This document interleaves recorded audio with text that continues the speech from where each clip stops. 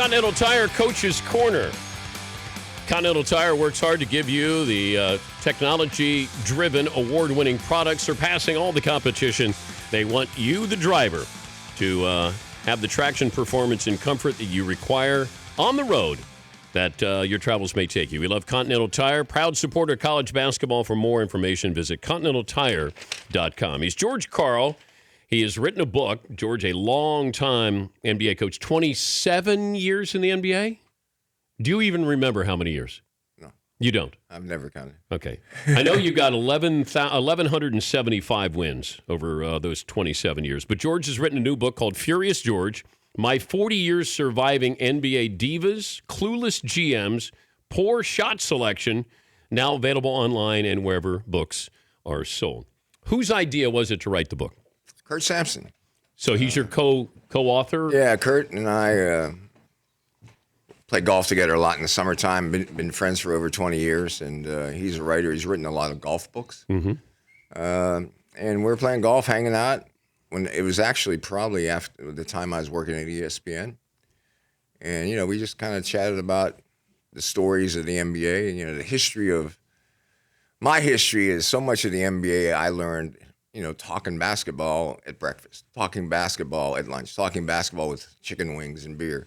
My times with Don Nelson and Rick Majerus and Del Harris and, Bernie Bickerstaff, guys like that. I mean, the interaction of your feelings with another coach's feelings and then the play of that topic is a big part, I think, what I learned, how I learned the game, and also a part, I think, of the game that sometimes we've lost now. The game has gotten so big, we don't hang out very much anymore. It's your team and your staff and your organization. You're with them all the time. And when we got to charter flights, we never stayed overnight in a city. So that was kind of where a lot of the conversation after a game, and you won, and you went out and talked trash and had fun. Anything off limits in the book?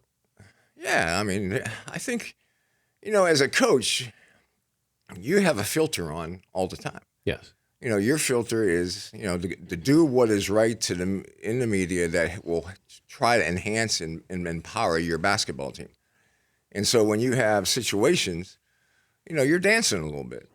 For the last 2-3 years, I wasn't dancing. And the book was written, probably most of the book was written before I went to Sacramento, and so the situation is, I think a book has to have opinion. It has to have my feelings in it, and maybe I crossed the line. I don't know. That's what people have been saying. But in my sense, I've been probably too honest most of my life, anyways. And I've always stuck my foot in my mouth. That's who I am a little bit, and we'll see how it goes. Would you have written this book if I gave you a do-over? I think that question is more important to ask when all this is done. Okay, because you've gotten feedback from, Kenyon Martin and Carmelo Anthony, those topics. I think most of the reaction right now is on excerpts. Yes. And I think reading the book, if you read the book, you'll get a different flow. Is there anything out of context, though, with what you said about Carmelo Anthony and Kenyon Martin? No. You were talking about... The only thing I've said about, I think I said the fatherhood thing very poorly in the book. And... because I never wanted to go there. Other than as a coach, you talk about everything. As a coaching staff, you're trying to do anything to help anybody get stronger, get better, get tougher, learn faster. Every player in your team, you're managing. What can we do to help that person? But do you think not having fathers hurt Kenyon Martin and Carmelo Anthony as players? I can't answer that specifically.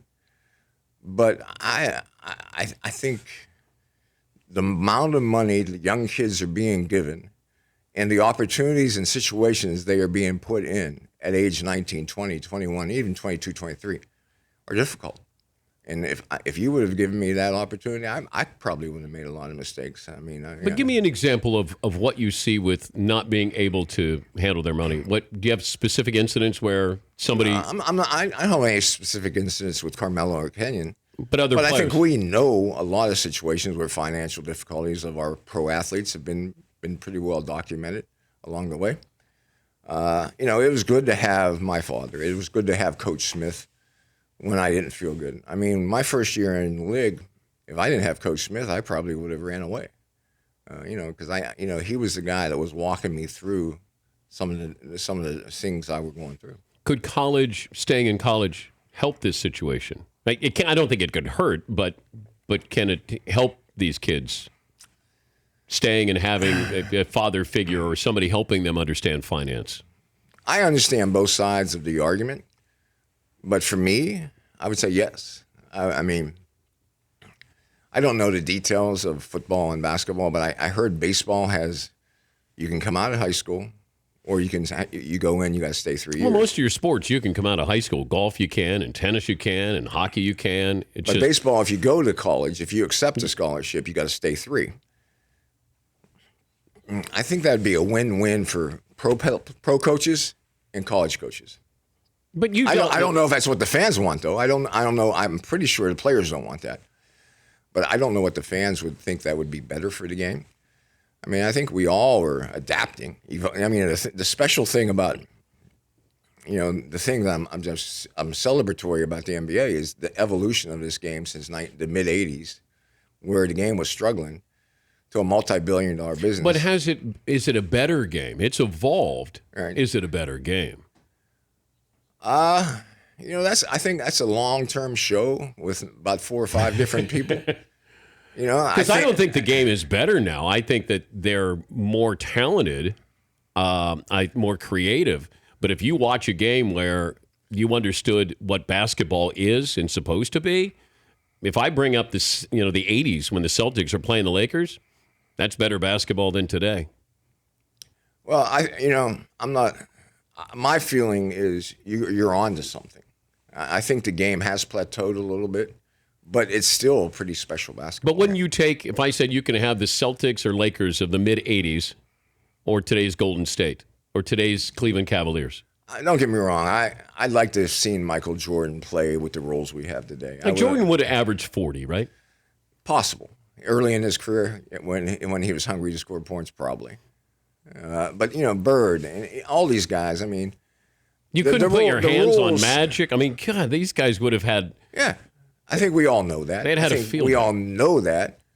But I still want to give some credence to the talented athletes that we have today. Well, I look at Steph Curry. We have some special dudes out there today. Yes, they are talented. But the style, the quality of basketball is not better than what it was. Players can be more talented. That doesn't mean that they play the game better.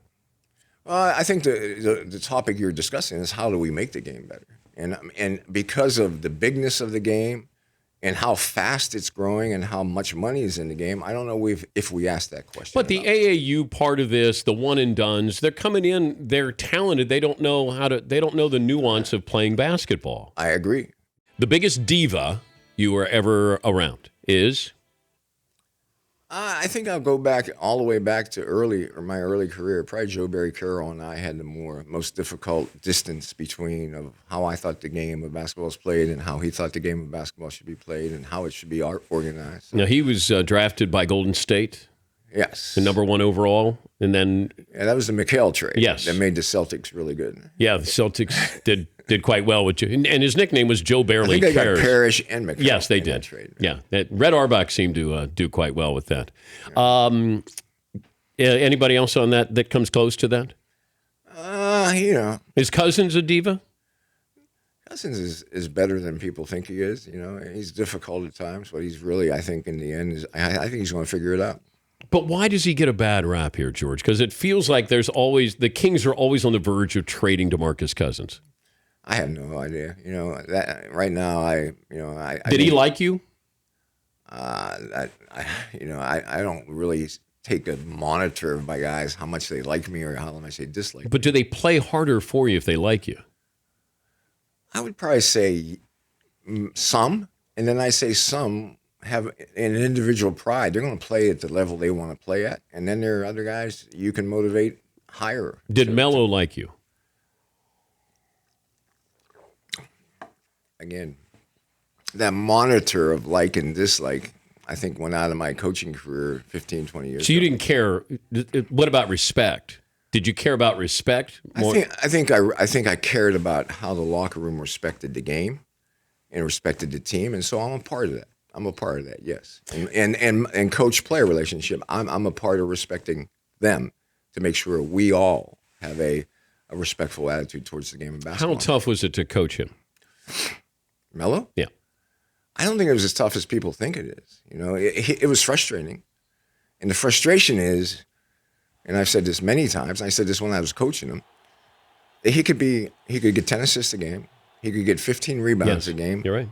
I think he could be a damn good defender. And he's a great scorer. So he had the whole package. So you think this is a choice?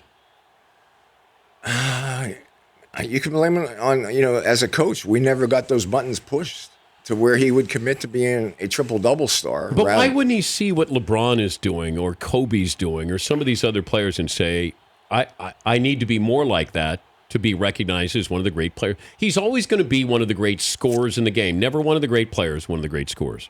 Well, I think the thing that, my answer when you asked me that question was, my mind said, scoring is easy for him. And I think scoring in the NBA is the hardest thing to do. It's really hard to score points against defenses that are tilted and defined to take you out. And I've seen him just score 40 on a pretty good defensive team. And that skill is probably his comfort zone. And that's where he probably gravitates to, as we all gravitate to our comfort zones. Who is the clueless GM that stands out to you? Well, I don't know if he's clueless. I think he's a very bright man, but the guy that I had more nightmares with is Wally Walker in Seattle. You guys had a pretty good team in Seattle. Yeah, that was fun. I mean, but the team started with Bob Whitsitt and Mark Workington, and then Bob left to go to Portland. Mark left to go to Portland, and Gerg and I were kind of left there in Seattle with Wally, and I thought,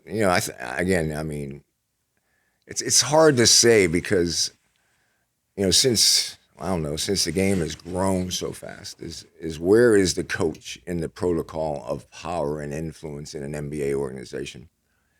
And I like coaching. I think I had my best runs where organizations just gave me the gym and let me coach. But I think there's been more and more infiltration of what goes on in the gym. And I'm not sure that's good for coaching or good for the game of basketball. How crazy was Gary Payton?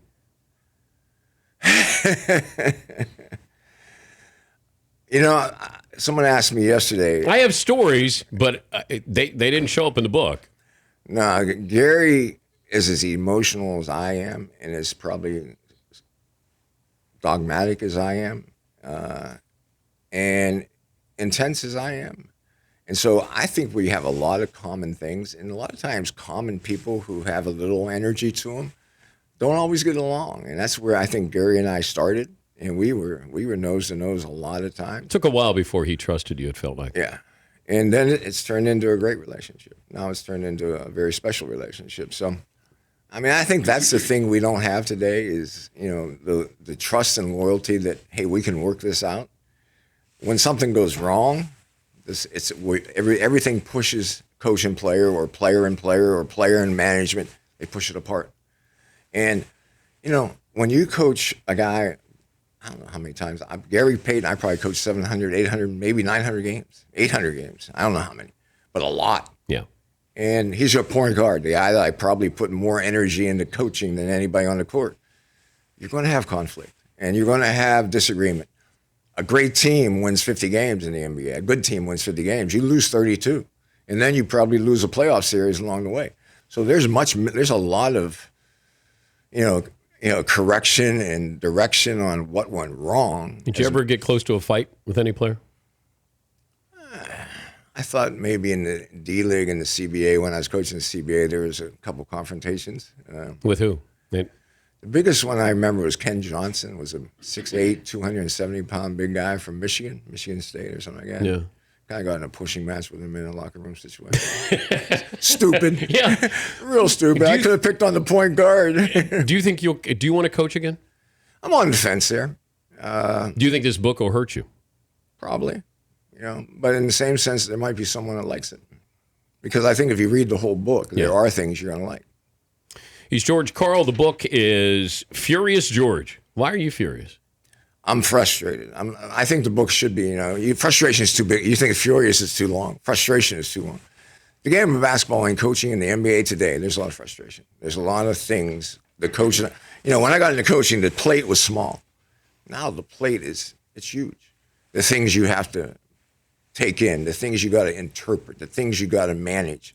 And on a daily basis, there's a lot of frustration. And that's why I think if you read the book totally, completely from the beginning to end, I think the fans need to know that coaches are working really hard. All right, rapid fire here. Would you rather have Phil Jackson's coaching career or Mike Krzyzewski's? Phil. Would you rather coach Larry Bird or LeBron James?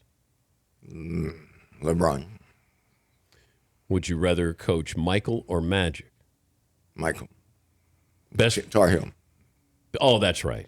If he went to NC State or Duke? Magic. No. Michael and LeBron are probably my two favorites. Best player you ever faced? Best player. Toughest player to beat I ever faced, I'm going to say Shaq. Yeah. I mean, I didn't know how to game plan against Shaq. It was almost impossible. What would today's rules do for Shaq? Would they make him better? Oh, yeah. I mean, I think the game today, if big guys are being kind of manipulated by the game right now. Yes. But a guy that can figure it out, you can shoot a lot of dunks. And he was pretty good at dunks, and no one even wanted to even try to block that shot. He's George Karl. The book is Furious George, My 40 Years Surviving NBA Divas, Clueless GMs, Poor Shot Selection, now available online wherever books are sold. George, by the way, you can assess my jump shot to this audience because this is a full disclosure show. I think it was a compliment you said I would be an average NBA shooter. I mean, when I watch guys shoot, I'd look at you for like 30 shots and I go, yeah, okay, he's okay. I don't think I was going to run plays for you. I like your fingers, though. You have good fingers. Who would you compare me to? Whether you coach them or they're... I coached the guy in the D League, in the CBA. No, wait. Don't go D League. I'm in the NBA. Well, he played. I think he made the league for a little bit. But you have your feet act like... Your jumper looks like Doug Lee from Purdue University. Yeah, that's not a compliment. Well, you want a compliment? Well, I want you to be honest here. Okay, Craig Elo. All right, that's fair enough. Okay. Yeah. I played D. Craig Elo was average. He played the game because of D. Yeah. And he was on the court. Yeah, but I don't play D. But his jump shot got to be average or maybe a little better. So I'm an average NBA shooter, NBA-wise, which would make me a better than average college shooter and make me an unbelievable shooter with everybody else in the world. Well, your loyal staff says you can make the three. Oh, that's my dojo. That's where I make my living. Well, the three is, I might step up a little bit if I can see you can make the three. Can you make 10 in a row from the three? 8 out of 10. If you go around the horn 5, 35 shots. I may run out of breath. 5 shots? How many shots? I may run out of breath. Yeah. Thank you, George, for coming in. Okay, Dan. All right. The Dan Patrick Show, weekday mornings on Audience.